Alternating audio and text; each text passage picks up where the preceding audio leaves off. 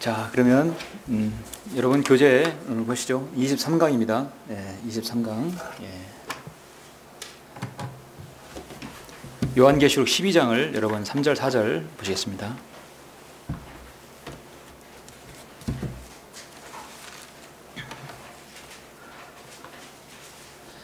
이제 조직신학을 공부하시다 보면 또 신학교사라든지 여러분 뒤에 로비에 이제 서점 이게 서고에 이렇게 보면은 조직신학 과목에 천사론이 있고 마귀론이 있어요. 그런데 사탄론은 없어요. 사탄에 대해서 자세하게. 그래서 천사의 출처, 또 뭐 이렇게 하는 일, 그 모든 부분 나오고 또 마귀에 대해서 자세히 다루는데 영적 전쟁에 관련해서. 근데 천사에 대해서는 나오고 뭐 마귀 나오지만 이 용에 대해서, 붉은 용에 대해서 오늘 요한계시록 12장에 나오는 붉은 용, 다른 말로 사탄 이 자신에 대한 실체를 이렇게 오늘 이 교재를 통해서 완벽하게라보다도 이렇게 좀 풍성하게 더 많이 아는 계기가 되었으면 합니다. 그래서 어떤 다른 교재 여러 가지보다도 요거 오늘 23강만 보면 확실히 사탄의 실체에 대해서 알 수 있는 총정리 망라할 수 있다고 보여집니다. 요것만 숙지하셔도 성경에 나오는 모든 사탄에 관한 부분을 여러분이 이제 보신다고 생각하시고, 그래서 약간 분량이 좀 많아요. 되도록 조금 좀 빠르게 진행을 하려고 하는데, 이게 되도록이면 제가 시간 안에 끝내려고 노력하는데 오늘 분량을 많은 것을 다음 시간에 연장하기는 좀 그렇습니다. 그래서 여러분 이해하시고 한번 같이 보시겠습니다. 23강 붉은 용의 실체를 알라. 본문 요한계시록 12장 3절 4절 한번 같이 보시겠습니다. 하늘에 또 다른 이적이 나타났으니 보라, 커다란 붉은 용 한 마리가 있는데 7 머리와 10 뿔이 있고 그 머리들 위에는 7 왕관이 있더라. 그런데 그의 꼬리로 하늘의 별 3분의 1을 끌어다가 땅에 던지더라.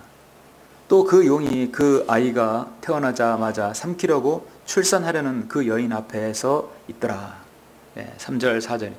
우리는 지난주에 이 여인과 1절 2절의 여인과 3절 5절 6절의 사내 아이가 누구인지를 확인했습니다. 그래서 여인과 사내 아이 동시에 같이 봤어요. 여인은 교회가 아니라 로마 가톨릭 교회가 아니라 바로 이스라엘이라는 것이죠. 그리고 사내 아이는 바로 예수 그리스도라는 사실이죠. 그래서 먼저 연관되었기를 하고 그 다음 3절 4절 바로 사탄 용에 대해서 보도록 합니다. 먼저 이제 개요를 보시면 조금 전에 말씀드렸다시피 용에 대해서, 사탄에 대해서 가장 정확하게 제시한 것은 성경밖에 없습니다. 우리는 지금 요한계시록 한가운데 있습니다. 삼위일체 창조자 하나님, 여러분 너무도 잘 아시죠. 아버지 하나님, 창조자 아버지 하나님, 그 다음에 예수 그리스도, 그리고 성령 하나님. 그러므로 이 예수 그리스도, 아버지 하나님, 성령 하나님 다음으로 중요한 존재가 있다. 바로 사탄입니다. 우리와 직접적으로 관련이 있고 우리는 그 사탄의 수하에 있었다가 그 그늘 아래 있었어요. 파멸의 구덩텅이 있었다가 바로 거기서 이겨나온 사람들입니다. 그렇기 때문에 그 존재에 대해서 알아야 합니다. 대화란에 우리 신학생들에게 해당하지는 않지만 누차 말씀드리죠. 올바로 공부해야 할 이유가 바로 여기에 있다. 우리가 이렇게 요한계시록 이 12장 통해서 사탄에 대해서 알 수 있는 계기가 된 거죠. 얼마나 좋은 기회입니까? 계시록을 알지 못하면 붉은 용, 즉 마귀, 사탄이 실제로 실체를 올바로 파헤칠 수 없다. 적그리스도도 마찬가지예요. 그래서 다음 13장에서는 적그리스도에 대해서 제시하고 있죠. 성경을 공부하는 학도는 사탄을 알아야 합니다. 그래야 그의 계략과 전술에 속지 않습니다. 지난 강의에는 헤롯 입은 여인과 사내아이에 대해서 봤죠. 이번에 사탄의 실체에서 알아보는데 그 실체에 대해 정확하게 진술한 책은 성경밖에 없습니다. 그것도 바른 성경, 변개되지 않는 성경. 그래서 여기서 변개되지 않는 성경이 나오는 이유가 바로 이따가 우리 잠시 후 확인하겠지만은 제가 변개된 성경을 다 가져왔어요. 일일이 제가 보여드릴 수는 없지만 그걸 그대로 기록했으니까 변개된 성경에는 사탄의 실체에 대해서 완전히 가려버리고 있습니다. 어떻게 가렸는지를 한번 알아보시죠. 이제 오늘 이걸 보면서 붉은 용, 사탄의 존재에 대해서 한번 보고 그 다음에 교재를 좀 넘겨셔서 142페이지 보면은 사탄의 이름들이 나옵니다. 사탄의 이름 몇 가지가 나오죠? 3가지가 나오고 그 다음에 구약의 역사를 통해서 세속사를 통해서 사탄의 예표로 되는 존재가 일곱 왕국의 일곱 왕입니다. 그것이 바로 일곱 머리와 또 일곱 왕관이 바로 나와 있다고 했죠. 그 예표를 볼 수 있어요. 그래서 세 가지 틀로 우리가 한번 보고자 합니다. 첫 번째는 붉은 용, 3절에 나오는 붉은 용, 이 사탄의 존재에 대해서 한번 보죠. 이 용의 색깔은 이름대로 붉은색입니다. 여러분, 용의 나라, 또 붉은색 깃발을 가진 대표적인 나라가 어느 나라인가요? 중국이죠. 중국 빨간색이 대표죠. 거기에 별이 그려있죠. 우리 국기도 빨간색이 있지만 완전히 홍기죠. 오성홍기라고 해야 되나?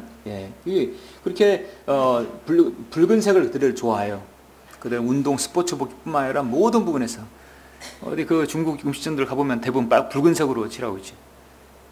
거기에 가장 또 피를 나타내고 그의 정체에 대해서 잘 보여주는 겁니다. 그 색깔을 나타내는 색은 사실 붉은색이에요. 12장 9절에서 다음 주에 보시겠지만 한번 미리 보시죠. 그래야 그 큰 용이 쫓겨나니 그는 마귀라고도 하고 사탄이라고도 하는 옛 뱀이다. 곧 온 세상을 미혹하던 자라. 그가 땅으로 쫓겨나고 그의 천사들도 그와 함께 쫓겨나더라. 다음 주에는 사탄이 이제 셋째 안에서 추락하는 것부터 쫙 한번 이제 성경을 통해서 볼 겁니다. 근데 오늘은 그 실체에 대해서만 보기로 하죠. 그렇다. 그는 사탄이며 마귀이며 용이라 불린다. 그래서 우리는 그래서 사탄, 붉은 용, 또 옛 뱀이라고도 불립니다. 방금 중국 얘기 나오는데 여러 가지 이제 나라의 신화들 보면은 이 용들이 많이 나와요. 요즘에 환타지 영화 치고 용이 안 나오면 안 되죠. 웬만한 영화, 대표적으로 용이 나오는 영화, 반지의 제왕도 그렇고, 우리가 일일이 연구하지 않았지만 대부분의 사람들이 관심을 끄는 그 매개 요소 중에 하나가 용이 등장한다는 사실. 큰 뱀이나 용이 등장한다. 또 하나 나오는 존재가 있죠. 항상 판타지 영화 중에 반인 반수, 반은 사람이고 반은 괴물, 다 성경에 나와요. 헤아려 새 것은 없다고. 그들은 용을 어디서 찾아 쓰고 이 드래건이라는 거를 어디 찾았을까요? 성경에서 이미 제시하고 있는데 그걸 다 다시 가져온 것뿐입니다. 이 조안 롤링의 페리포터 시리즈라든지 이런 나니아 연대기라든지 이런 걸 보면은 대부분 다 성경에서 소재를 따온 거예요. 거기 반인 반수, 반은 말이고 반은 사람 얼굴 모양 가지고 있죠. 성경에도 이미 사티로스, 반이 반수가 나와요. 그래서 모든 건 성경에서 따온 것들입니다. 그래서 그것은 하나의 신화적인 것이고 어떤 환타지적인 것이고 허구다. 그렇게 해서 믿지 않게 합니다. 실제적으로 용이 없다는 식으로 그렇게 이제 막죠. 그렇게 생각하게 합니다. 먼저 알아야 하는 것, 사탄은 결코 천사가 아니며 그는 그룹이었기에 날개가 있다. 그래서 천사는 날개가 없죠. 다만 럭카 목사님이 이제 그림을 그린 것은 인간하고 구별하기 위해서 날개를 그렸지만 날개는 없습니다. 그러나 그룹은 날개가 있기 때문에 바로 용은 날개가 있어요. 왜냐하면 그룹은 전에 5번째 그룹이었기 때문입니다. 간단히 이렇게 그림 뭐죠? 일곱 머리에 무엇인가 이제 물 속에서는 우주를 거니는 모습을 볼 수 있습니다. 이따가 좀 자세하게 한번 보죠. 그래서 사탄의 첫 번째는 이거 제시하기 전에 여기 교재에 제가 못했던 걸 보시죠. 자, 우리가 반드시 알아야 되는 사탄의 존재에 나온 붉은 용, 사탄이라 하면 반드시 우리가 에스겔 28장을 한번 봐야 합니다. 자, 우리 에스겔 28장 한번 보시죠. 에스겔 28장 보시면 늘 요한계시록이 새로운 주제가 되고 늘 알고 싶은 거, 알아야 되는 거, 꼭 필요한 건데 식사 시간 이후라 좀 집중력이 떨어지죠. 졸리죠. 그래서 시작하기 전에 다음 주는 우리가 까먹더라도 한 사람만 기억한다면 10분 전에 여기 창문 유일하게 하나 있는 창문을 열어서 환기를 꼭 시키고 공부했으면 좋겠어요. 이 안에 산소 농도가 떨어지니까 그럼 졸리는 거예요. 이게 지하철 사람들이 왜 자꾸 졸고 자냐? 산소가 없기 때문에. 산소가 없으니까 집중력이 떨어지는 거거든요. 그래서 또 하나 방법은 코로 숨을 많이 쉬는 거예요. 코로. 우리 홍성희 전는 코로 숨 쉬기 좋잖아요, 이제. 코로 숨을 쉬고 배로 입으로 뱉어요. 그러니까 복식 호흡을 하는 거예요. 그리고 배를 나오면서 내쉴 때는 배를 두루 들어가면서 입으로 내쉬는 거예요. 입으로 내쉬는 겁니다. 그래서 복식호흡을 해야지 하면서 오히려 또 성경에다가 정신을 팔려 이게 못 쓰면 안 됩니다. 그러니까 이렇게 좀 이렇게 환기도 시키시고 복식호흡을 하시고요. 숨으로 코로 내쉬고 입으로 뱉으면서 거기에 정신 팔리지는 마십시오. 자, 에스겔 28장을 보시면 여기 이제 한 투로 왕이 나오죠. 역사적으로 이 투로 왕에 대해서는 제시하고 있지만 실제적으로는 투로 왕이 아니라 바로 사탄의 존재에 대해서, 사탄이 어떻게 타락했고 그가 어떤 부분인지, 자, 이걸 같이 한번 보시겠습니다. 근데 조직신앙이 아까 마귀론이 나온다고 했는데요. 여러분, 마귀의 출처는 사실 성경에 나와 있지 않아요. 마귀의 출처는 없어요. 우리는 잘 모릅니다. 그런데 사탄의 출처는 여기 있다. 그러면 우리가 추정하는 것은 사탄이 타락했을 때 그의 무리들을 이끌고 하나님의 보좌를 찬탈하려 했을 때 같이 끌어내려져서 그 사탄에 따르던 그 무리들, 천사의 무리들이 마귀가 된 거죠. 그렇게 우리는 추정할 수 있어요. 세상의 빛 영화도 그렇고, 일부는 그래서 이제 나중에 이들은 타타로스, 타락한 천사를 가둔 곳에 가두게 되는데, 지금은 또 여전히 사탄의 그 수와 마귀들이 이 세상에 지금 영적 전쟁을 우리가 치르고 있죠. 자, 2절에 보니까 인자야 투로의 통치자에게 말하라. 주 하나님이 이같이 말하라. 내 마음이 높아졌으므로 내가 말하기를. 자, 투로 왕은 한 번도 나는 하나님의 일을 한 적이 없어요. 그런데 28장이 바로 에스겔 28장은 사탄이 자신이 처음에 하나님보다 하나님 높아지려는 마음이 여기 있었던 것입니다. 나는 하나님이라. 나는 바다들 가운데 있는 하나님의 자리에 앉아있도다 하는도다. 내가 내 마음을 하나님의 마음처럼 정할지라도 너는 사람이지 하나님이 아니니라. 보라, 내가 다니엘보다도 현명하여 그들이 내게서 숨길 수 있는 비밀이 없고 내 지혜와 내 명철로 내가 재물을 얻었으며 내 창고에 금과 은을 채웠도다. 쭉 넘어가서 12절에 보십시오. 인자야. 오직 에스겔에게만 있어서 인자란 말을 쓰시고 있죠. 투로 왕에게 애가를 지어 그에게 말하라. 주 하나님이 같이 말하라. 너는 완전한 규모를 확정하는 자라.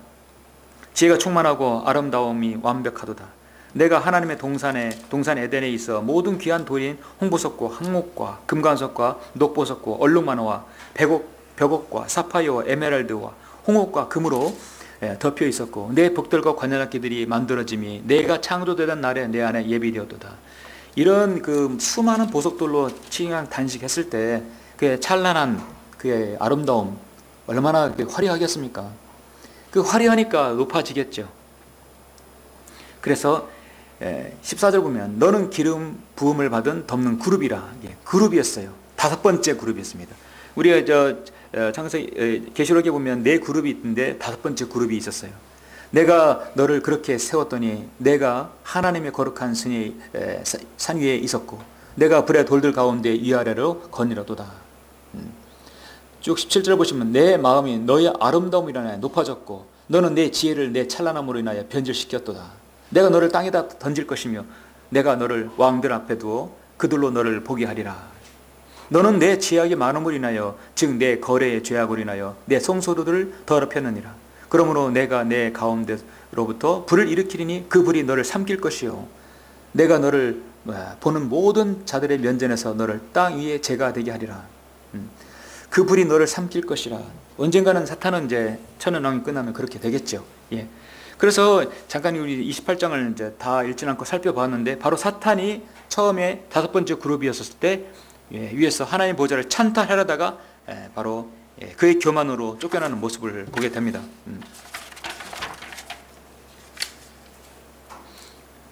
그래서 에스겔 여기 교재 끝에 보시면 28절 12절 말씀대로 사탄은 충만한 지혜와 완벽한 아름다움을 지녔던 바로 그 지혜와 아름다움 때문에 마음이 높아졌고 지극히 높으신 하나님의 보좌를 넘보고 그분의 권위를 찬탈하려다가 셋째 하늘에서 쫓겨났습니다. 그는 첫째 하늘과 둘째 하늘에서 세상을 지배하고 있고 때로는 하나님의 보좌 앞으로 나아가 성도들을 고소하는 일을 요한계시 12장 10절까지 계속하게 됩니다. 대환란 기간에 이 땅에 나타날 적그리스도는 하나님의 보좌를 덮고 있었던 바로 그 기름 부음을 받은 5번째 그룹이며 하늘에서 쫓겨난 사람의 몸을 입고 이 땅에 나타나게 될 것이다. 바로 이 붉은 용이 육화된 것이 13장에 적그리스도가 이제 나오는 것이죠. 자, 그래서 이제 보시면 두 번째 우리가 단락을 보시면 사탄의 이름들을 볼 수 있는데요. 제가 사탄의 이름들을 크게 붉은 용과 리비아단 그리고 비모스로 세 개를 적었는데, 그러기 전에 잠깐 우리가 한번 볼 수 있는 것은 사탄의 이름이 이렇게 여러 가지냐, 분명히 하나님께서도 그렇게 이제 보여주시는데, 먼저 하나님의 이름, 하나님의 성품과 관련해서도 하나님의 이름들이 많다는 사실, 우리는 이렇게 이름 부분들에 대해서 성경 변기의 시리즈를 통해서 한번 봤을 것입니다. 한번 쭉 훑어가면서 한번 보시죠. 하나님은 엘라, 엘로임. 이 엘로임은 아버지 하나님, 아들 하나님, 성령 하나님, 삼일체 하나님을 나타내는 복수의 개념입니다. 예.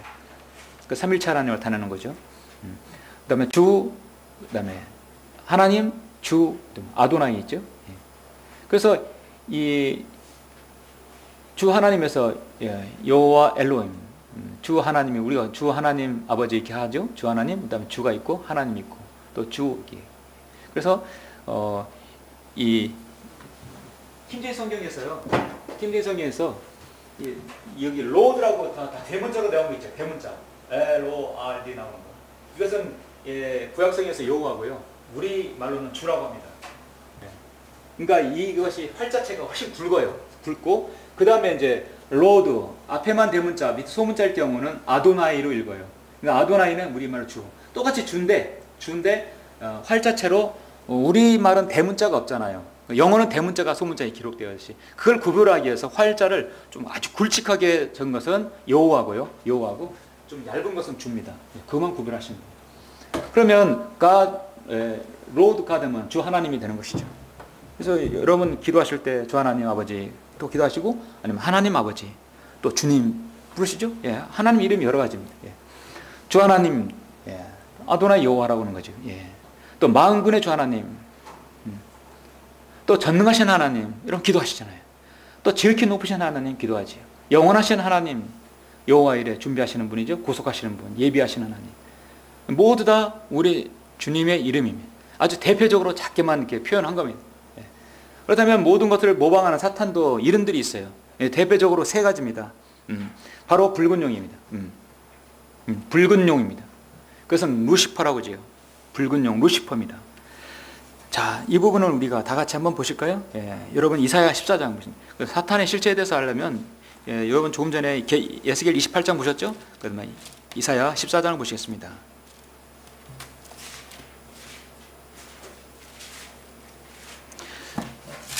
우리 성경이 이렇게 닳고 닳도록 계속 보고 있지만, 개혁 성경 보는 사람들은 에스겔 28장, 이사야 14장은 이 말씀을 전혀 몰라요. 왜 그러냐면 여기서 변기되었기 때문입니다. 루시퍼는 사탄의 이름이 중에 하나이죠. 성경의 이름에서 사탄의 이름에 대해서 제시한 말씀, 이사야 14장 10절, 12절. 오 아침의 아들 루시퍼야, 루시퍼, 내가 어찌 하늘에서 떨어졌느냐, 민족들을 연약하게 하였던 내가 어찌 땅으로 끊어져 내렸냐. 여러분 이제 혹시 아는 사람 중에 교회를 다니건 안 다니건, 오히려 안 다니는 사람한테 물어보세요. 사탄의 이름이 뭔지 아느냐 물어보세요. 열의 여덟은 알아요. 루시퍼라고 해요. 루시퍼. 그들은 루시퍼라는 걸 알고 있거든. 그런데 오히려 정작 성경에서, 변개된 성경에서 루시퍼란 말이 없어요. 분명히 오 아침에 들 루시퍼야. 개역 개정판에서는 이렇게 변기되어 있어요. 너 아침의 아들 계명성이야. 계명성이에요. 계명성, 모닝스타, 새벽별이죠. 어찌 그리 하늘에서 떨어졌습니다. 루시퍼는 사탄입니다. 근데 계명성은 예수님을 나타내는 말씀이거든요. 사탄이 들어갈 자리에 예수 그리스도를 집어넣은 거죠. 모닝스타. 루시퍼는 히브리어로 헬렐이라고 합니다. 그 의미는 빛을 비추는 자, 빛을 전달하는 자. 그 빛의 천사라고도 하죠. 라틴어는 빛을 의미하는 루시와, 그래서 루시와 럭스하고죠. 가져오는 페르. 그래서 럭스페르. 그래서 라틴어는 럭스페르에서 루시퍼가 나온 거예요. 영어에서 단어가 라틴에서 나온 게 많이 있거든요. 대표적인 부분입니다. 럭스페르. 그래서 루시퍼라고 나오는 것이죠. 결국 루시퍼가 교만함으로 인하여 지옥으로 끌어내려졌다고 말씀하고 있습니다. 그 타락은 에스겔 28장에 나오지요.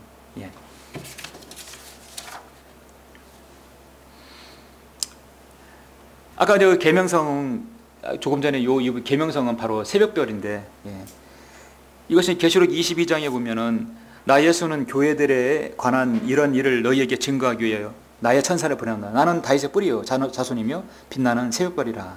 그래서 우리 주님은 나는 새벽별이라 했어요.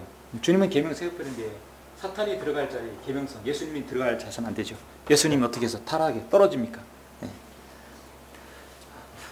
저는 성경을, 변개된 성경을 알 때 결정적인 계기가 하나님 나라 천국이 다르다는 거 알았고, 두 번째가 바로 이 구절 때문에 완전히 돌이켰습니다. 이거는 그때는 당시에는 오후 아침에 될 계명성이가 이렇게 입에 붙었었어요. 이 계명성이 뭔지도 몰랐고, 뭐 계시록 강의를 들어봤어야죠. 그래서 여러분도 아마 그러실 겁니다. 성경의 변개에 대해서 가장 심각하게 변개된 부분이 하나가 바로 우리 사탄이 들어갈 루시퍼 자리에 우리 주님을 집어넣은 것이죠. 절대 있어서는 안 되는 것입니다. 루시퍼는 교만하게 하나님의 보좌를 탈취하다 쫓겨나게, 나중에 지옥에서 나중에 저 영원한 불못에 떨어지게 됩니다. 고린도후서 11장에 보면 빛의 천사로 라고 말씀하고 있어요. 이제 33세 남성으로 적그리스도로 나타납니다. 이제 이걸 다음에 요한계시 13장에서 이제 바닥에서 올라오는 한 짐승이 하나 있는데 바로 적그리스도가 거기서 이제 나오게 됩니다. 이사야 14장에서 나오죠. 자, 온 우주가 이렇게 보시면 여기 이 먼저 지금 나선형이죠. 나선형. 이렇게 높은 빌딩이 올라가면 나선형 계단이 있어요. 나선형이 여기 이제 이곳이 이 하나의 우주입니다. 이게 하나의 은하죠. 은하계. 그래서 저 로비에 있는 허블 망원경으로 찍은 저 은하계를 보면 여기에 1000억 개의 별들이 있다고 하잖아요. 그 전체 우주 보면은 러커먼 목사님의 천문학에 의하면 이 전체 우주는 약 1000억 개의 은하계가 있다고 그래요. 그 1000억 개의 은하계 중에 이 한 은하계만 별만 해도 1000억 개가 된다고. 그 안에 여기에 바로 나선 은하, 우리의 은하는 나선 은하죠. 옆에서 보면은 비행접시 같지만 위에서 보면 회오리치는 나선형입니다. 그 온 우주 가운데 하나님 보좌를 덮는 그룹이 있었습니다. 날개가 있어요. 그의 아름다움은 정말 완벽했어요. 근데 그가 너무나 아름답기 때문에 교만해졌죠. 교만해졌어요. 그래서 하나님의 보좌를 내가 찬탈하겠다. 그래서 대규모 반란을 일으킵니다. 나도 왕이 되지 않아. 나도 우주를 통치할 수 있지 않느냐. 모두 나를 따르라. 그렇게 했겠죠. 그리고 하나의 보좌를 찬탈하다가 저 셋째 내려서 쫓겨나게 됩니다.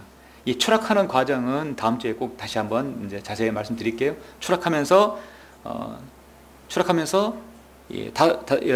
하나님의 다섯 번째 이 기름 부음을 받는 덮는 이 그룹인 사탄은 이제 루시퍼가 된 거죠. 루시퍼가 된 겁니다. 그리고 루시퍼라는 얘기는 그 자체가 이미 타락해서 쫓겨난 자를 말씀하고 있는 거예요. 나머지는 모두 마귀, 악한 영들 존재가 되었던 것입니다. 이 영들 존재가 우리 주님께서 공생에 사역하실 때 계속 끝까지 괴롭혔던 것이죠. 눈에 보이지 않습니다. 눈에는 보이지는 않습니다. 그래서 마귀는 이런 모습은 아니지만 늘 사람들을 미혹합니다. 보이진 않지만 사람들을 미혹해요. 자, 사탄의 이름이 또 하나 있어요. 그 두 번째로 뭐냐면 붉은 용입니다. 리비아단이라고 하고 용 예패입니다. 그래서 특별히 이 붉은 용 우리는 사탄, 바로 리비아단.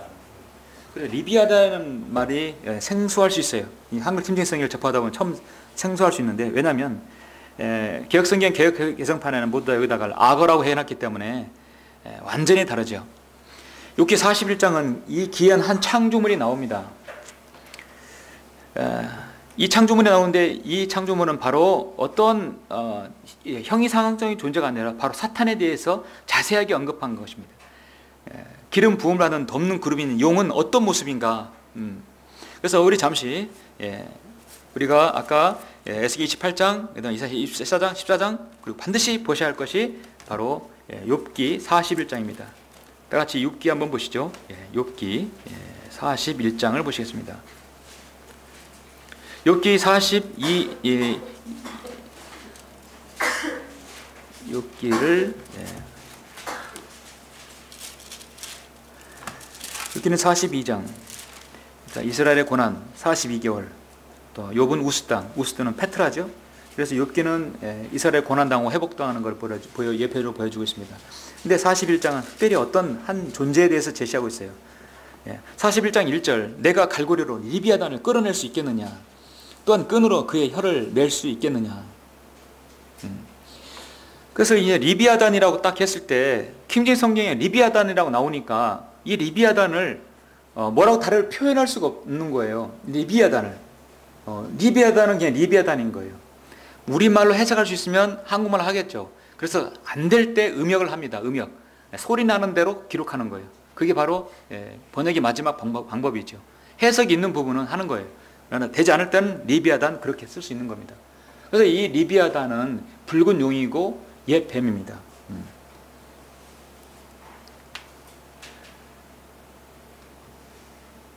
자, 내가 갈고리로 리비아단을 끌어낼 수 있겠느냐, 또한 끈으로 그의 혀를 낼 수 있겠느냐.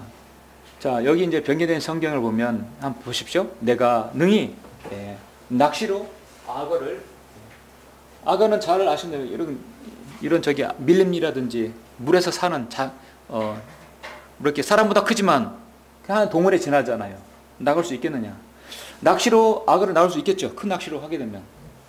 노끈으로 그 혀를 맬 수 있겠느냐? 있어요. 다만 리비아단은 불가능하다는 것이죠.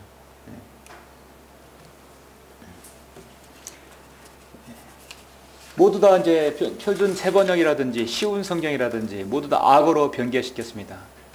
또 어떤 성경에는 하마로 하마로 기록하고 있어요. 리비아단을 고래나 악어나 하마, 어떤 과다 괴물, 생물 정도로 보는 것이 일반적인 견해입니다. 그러니까 리비아단이 어떠한 존재를 알 수가 없게 만들었죠. 이제 교재를 보시면 144페이지에 보면 리비아단의 존재에 대해서 이렇게 나오는데, 먼저 자 41장 보셨죠? 31절 보시죠. 쭉 건너뛰어서 31절 한번 보시죠. 자, 지금 강의에서 다 읽지는 않겠습니다. 31절, 32절. 그는 기품을 솥같이 끓이며 그는 바다를 향기름 솥같이 만드는도다. 그는 자기 뒤에 빛을 내는 길을 만드나니 보는 사람이 기품을 회백삭이라고 생각하는도다.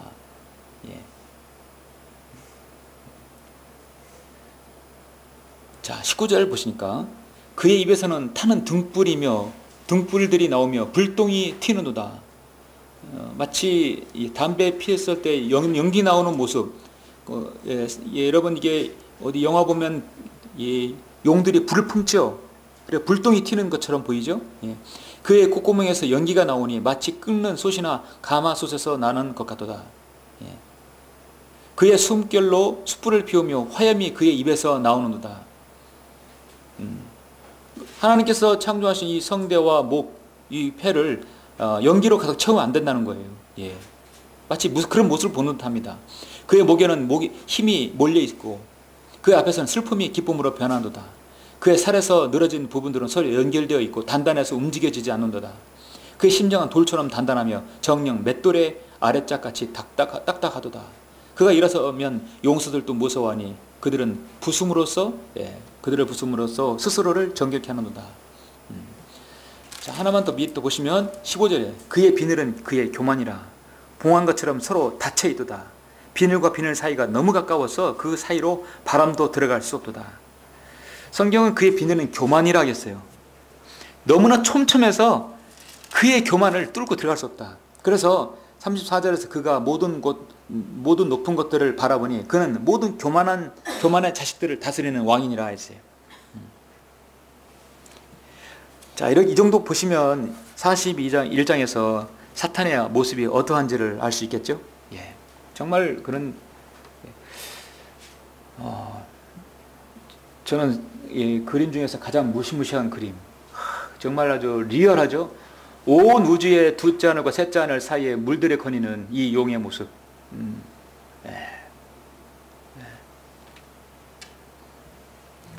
정말 꿈을 꾼다면 꿈에 또 봐서는 안 되겠죠. 세상 사람들은 이런 꿈 꾸면 또 용꿈 꿨다고 로또 살 거 아니에요. 우리는 꾸고 싶지 않습니다. 그러죠? 절대 꾸고 싶지 않아요.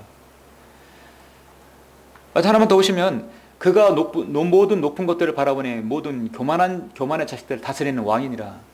그렇다. 모든 교만의 출처가 바로 사탄에서 나온다. 사탄은 모든 교만의 자식들을 다스리는 왕으로 이 세상을 두루 지배하는 큰 7머리 달린 붉은 용이다. 그런 빛의 천사라고 말씀했죠. 그는 그리스도였어요. 기름 부을 받는 메시아다. 마치 거기다가 안티모 붙이면 적그리스도가 되는 것이죠. 모든 것은 예수 그리스도를 따라서 합니다. 자, 하나 더 보시면 이제 사탄의 이름들에서 보시면 세 번째 비히못. 이 비히못도 40장 15절에 나옵니다. 앞에서 보시면 같이 보죠. 15절에 이제 내가 너와 함께 만든 비히못을 보라. 영어에도 비히못이 나왔기 때문에 달리 여기다가 다리 쓸 것이 없는 것이. 그대로 이건 비히못, 그대로 고유명사처럼 그렇게 음역을 해서 기록한 겁니다. 그래서 여러분이 오늘 이 시간에는 사탄의 이름은 붉은 용, 그 다음에 리비아단, 그 다음에 붉은 용, 그 다음에 비히못으로 여러분 아십니다. 이제 내가 너와 함께 만든 비히못을 보라. 그가 소처럼 풀을 먹는 것도 하였습니다. 비히못은 짐승들이라는 뜻으로 사탄을 나타내는 이름이며 사탄의 삼일체 중 하나로 사탄의 육신으로 나타나는 한 사람, 적그리스도, 짐승과의 관계를 밝혀주는 입니다. 그래서 이 비히못은 뭐가 관련되어 있냐면 항상 바로 짐승과 연결되어 있다. 계시록 13장이면 짐승이 적그리스도잖아요. 항상 짐승과 관계되고 사탄의 육신화, 그러니까 육화, 적그리스도, 사탄이 몸을 입는 것과 관련해서의 사탄의 이름은 항상 비히못으로 밝혀주고 있어요. 비히못. 역시 변경된 성경에도 이 비히못이란 말이 없고 뭐라고 하냐면 이제 소같이 풀을 먹는 하마라고 했어요. 그래서 하마나 악어 다 이렇게 바꿔버렸어요. 이제 소같이 풀을 먹는 하마를 볼지어다. 내가 너를 지금같이 그것도 어쩌도. 여기서 문맥사 하마가 나와서는 안 되겠죠. 그러니까 모든 변경된 성경이 사탄 루시퍼 지어버렸고 리비아단 지어버렸고 비히못을 지어버렸기 때문에 대한성소공에서 나오는 개혁성 개정판에 이 나라에 800만 900만 되는 교인들은 사탄의 이름을 몰라요. 우리가 방금 알았던 보았던 세 가지 이름을 모르는 것입니다. 참으로 힘들죠.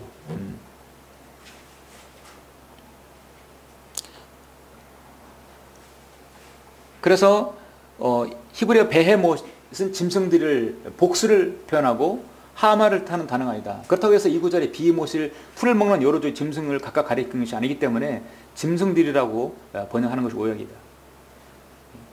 비히못은 비히못이에요. 짐승이라고 전말한다면 여기다가 부연 설명이 많이 필요하겠죠. 이 짐승은 계시록 13장에 적그리스도의 짐승이다 라고 해야 되겠죠.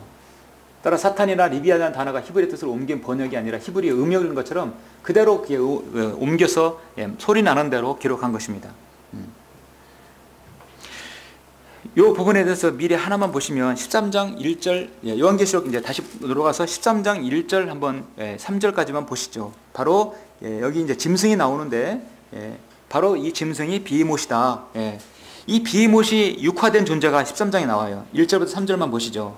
다음에 보실 거니까 내가 바닷가 모래 위에 서서 보니 한 짐승이 바다에서 올라오는데 이 짐승이 바다에서 올라오는데 보니까 11절에 보니까 또 내가 보니 다른 짐승이 땅에서 올라오는데 여러분 이 땅에서 올라오는 건요 거짓 선지자고요.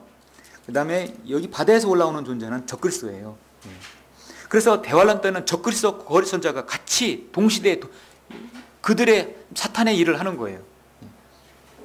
그 뿔들은 10개의 왕관이 있고 그 머리들에는 하나님을 모독하는 이름이 있더라. 또 내가 본 그 짐승은 표본 것 같고 발은 곰의 발 같고 입은 사자의 입 같은데 용이 자기의 능력과 자리와 큰 권세를 그 짐승에게 주더라. 바로 적그리스도에게 주는 것이. 또 내가 보니 그 머리들 가운데 하나가 상처를 입게 입어 죽게 된 것 같았으나 그의 치명적인 상처가 나으니 온 세상이 기이 여겨 짐승을 따르더라. 사람들이 그 짐승에게 권세를 준 용에게 경배하고 또 그 짐승에게도 경배하여 말하기를 누가 그 짐승과 같으며 누가 감히 그와 더불어 싸울 수 있으리요. 대환란에 빠진 사람들은 대다수가 이 짐승에게 절을 하겠죠. 이렇게 해서 사탄의 이름이 무엇인지 우리가 성경을 통해서 이렇게 알 수 있는 것입니다. 이제 하나 더 마지막으로 하나 더 보시면 역사 속에서 사탄의 예표들이 되는 존재가 7이 있어요. 그래서 12장에서 보면 7 왕관이 썼다고 했죠. 7머리와 10뿔, 거기에 7 그 머리들에는 7 왕관이 있다고 했습니다. 왕관은 왕권을 상징하죠. 그리고 역사 속에서 세상을 통치했던 7 존재들이 있습니다. 그 존재들을 보면 첫 번째가 보시면 창세기 10장에 나오죠. nimnot이죠. nimnot. 또 이렇게 이 색소자는 nimrod이라고도 하고 nimnot, 성경은 nimnot이라고 합니다. 그가 주 앞에서 힘센 사냥꾼이었으므로 사람들이 말하기를 주 앞에 nimnot 같은 힘센 사냥꾼이더라. nimnot은 쿠스의 아들.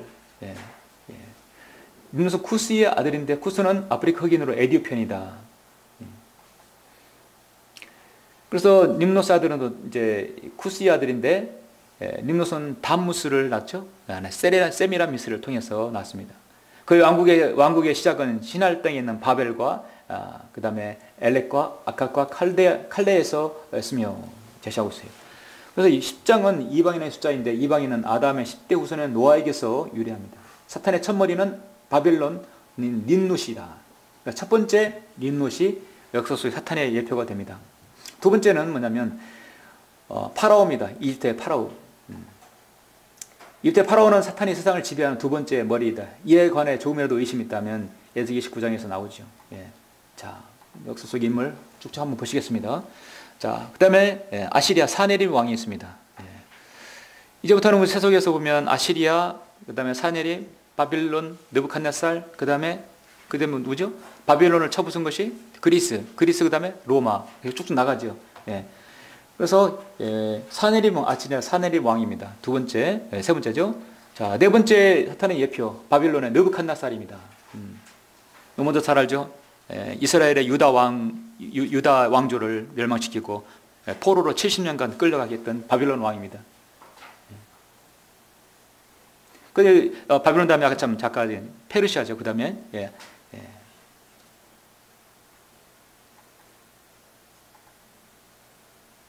메데와 페르시아, 바벨론을 따라가는 메데와 페르시아. 그래서 바벨론, 메데, 페르시아, 아까 그 어떤 다리오, 아하수에로, 아탁세르세스 다 왕들입니다. 유대인들에게 우호적인 다리오가 여기서 등장하죠. 다리오는 이스라엘의 친구로 적그리스도는 환란 중에 3년 반 동안 이스라엘에게 친구가 될 것이다 라는 걸 보여주고 있습니다. 그 다음에 이제 여섯 번째는 머리에 관해서는 조금 더 의심합니다. 여러분, 페르시아를 굴복시키는 왕이 이제 그리스죠.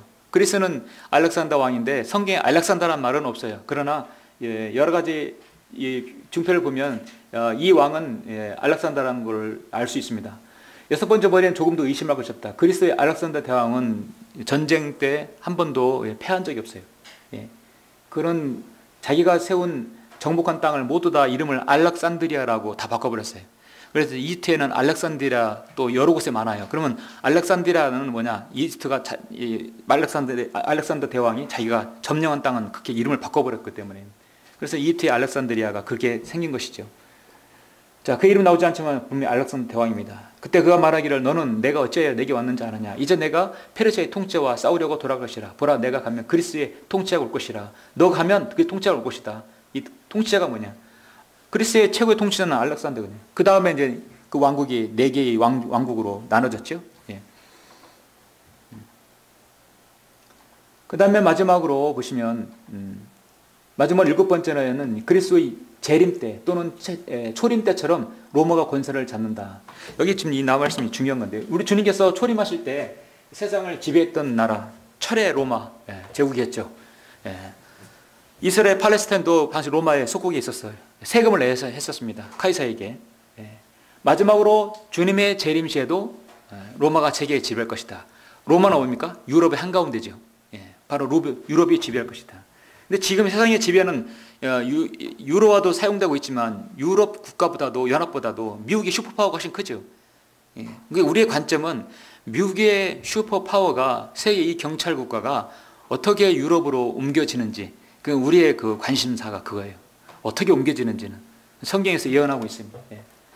온 세상의 초림때처럼 로마의 황휘하에 있었게 돼서 영적 통치자인 거룩한 아버지로 불렸다.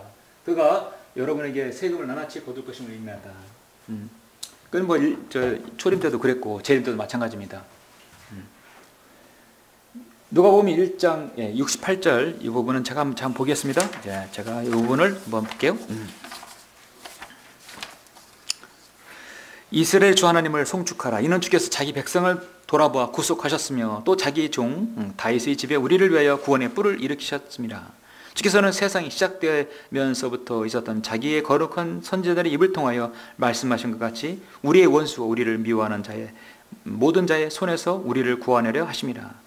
당시에 카이사 아구스로부터 한 칙령이 내려 온 세상에 조세 등록을 하게 되었다.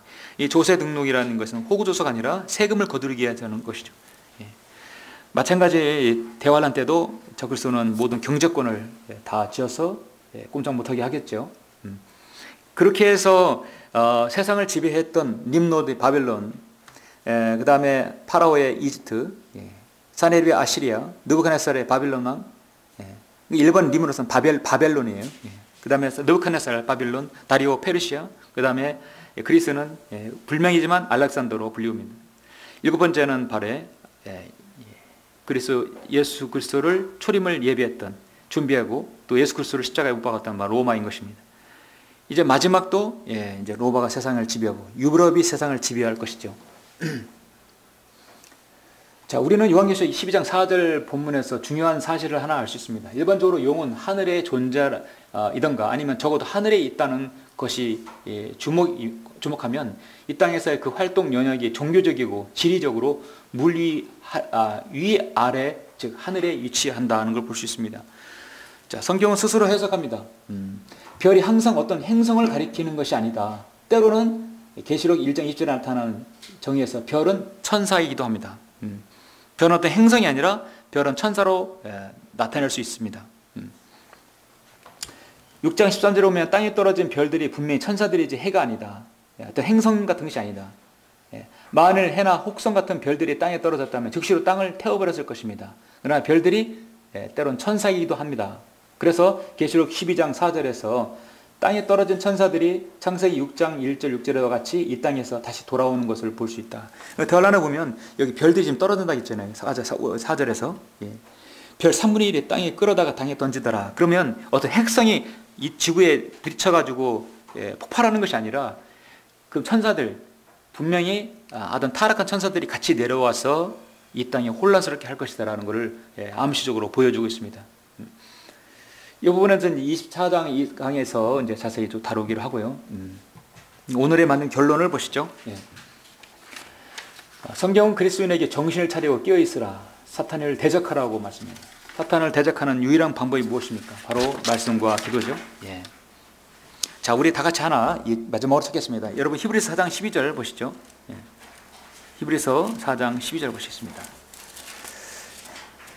여러분 우리가 기도할 때도 인용하고 또 하나님 말씀의 담대함, 하나님 말씀의 어떤 정확한 무고하심, 강력한 그리스도인의 검, 하나님 말씀의 칼을 가지고 우리가 비유할 때 여러분 4장 12절을 제시하고 있죠.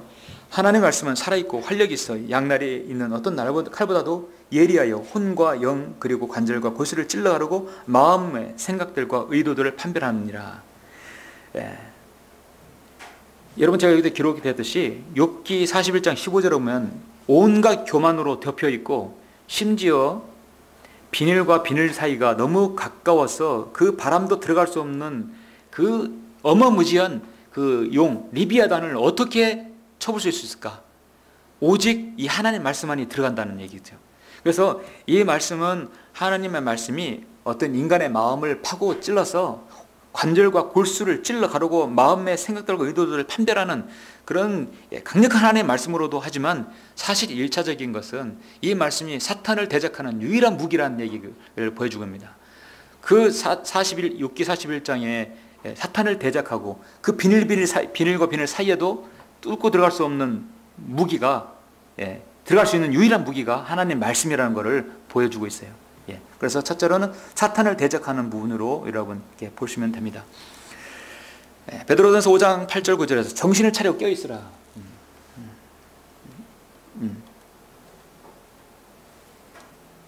정신을 차리고 깨어 있으라. 이는 너희의 대적 마귀가 울부짖는 사자처럼 삼킬 자를 찾아 두루 다니기 때문이라. 사탄은 때로는요 사자로 비유되고 때로는 용으로 비유되고 뱀으로 비유되죠. 여러분 사자나 뱀이 이렇게 양육강식의 세계에서 잡아먹는 습관이 뭐냐면 뱀은 아주 꿀꺽 삼키죠. 씹지 않고 삼켜서 안에서 강력한 효소를 품어서 녹여버려요. 위에서 삼켜버립니다. 사자도 웬만하면 삼켜요. 그래서 사자가 먹이를 잡는 거하고요, 호랑이가 먹이를 잡는 거하고 달라요. 호랑이 같은 경우는 탁 일거에 탁 쳐요. 앞발로 쳐서 기절시킨 다음에 뜯어 먹어요. 근데 사자는 달라요. 사자는 바로 달려들어 바로 삼켜버려요. 습성이. 그래서 성경은 너희의 대적 마귀가 울부짖는 사자처럼 삼킬 자를 찾아 두루 다니기 때문이라. 누가 삼킬 자인가? 말씀으로 부족하고 그 다음에 연약한 그리스도인을 찾겠죠. 무장하지 못하고 영적 분별력이 없는 사람들을 찾겠죠. 그래서 성경은 믿음 안에 굳게 서서 그를 대적하라. 우리가 사탄을 대적하는 것은 하나님 말씀과 기도죠. 이는 세상에 있는 너희 형제도 동일한 고난을 당한 줄 아미니라. 야고보 4장 7절에서 그러므로 하나님 나라에 하나님께 복종하라, 마귀를 대적하라 하겠어요. 자, 여러분 이제 오늘 말씀 받겠습니다. 한국교회가 지난 150년 동안 사용했던 개혁 개정판, 개혁 성경을 통해서 루시퍼와 이비아단 그리고 비히못의 정체를 알려주고 있습니까? 한국 교회는 이 마귀에 대해서, 사탄에 대해서 너무나 무지하기 때문에 온갖 설교와 난무한 이런 부흥회들, 그 다음에 거짓 교리들 속아서 생을 낭비하고 있어요. 지금도 그런 사람들이 너무나 많습니다. 우리도 그래왔고요. 우리도 상당한 시간을 걷다 공을 들였었죠. 사람들의 마음을 어둡게 하여 하나님의 형상이신 그래서 영광스러운 복음의 광채가 그들에게 비치지 못하고 있습니다. 이렇게 사탄은 불순종한 사람들에게 역사하는 매우 실제적인 존재입니다. 따라 사탄은 인본주의적이고 자유적인 사상에 세뇌된 비성경적인 신학자들과 성경 번역자들을 통해 성경에 제시된 자신의 정체를 가리기 위해서 구절들을 변개시켜버립니다. 그 오전에 말씀드렸던 이 공산주의자들이 있죠. 모슬렘주의자, 다 사탄에게 완전히 세뇌해서 점유당한 자들이에요. 완전히 마귀 들린 자들이에요. 공산주의 사상에 입각한 사람들은 저는 그 뇌를 한번 보고 싶어요. 그런데 벌려봐야 사람 뇌 똑같아요. 그 사상이 이미 마귀에게 점유되어 버렸어요. 온전히 예수 그리스도를 믿고 완전히 그 사람이 돌아서지 않는 한 그 사상은 바뀌지 않는다. 유일한 것은 하나님의 말씀밖에 없습니다. 성경대로 믿는 그리스도인은 병이 되지 않는 바른 성경을 통해서 사탄의 정체를 분명히 깨달음으로써 영적 분별력을 길러서 미혹되지 말아야 하며, 또 마귀 사탄을 대적하는 승리하는 영적인 그리스도인이 되어야 할 것입니다. 그래서 오늘 12장 3, 4절만 보았습니다. 계속해서 다음 주는 24강 여기 이제 7절부터 바로 미카엘과 붉은 용의 전쟁, 그래서 12장을 마무리 짓도록 하겠습니다. 자, 마치죠? 예.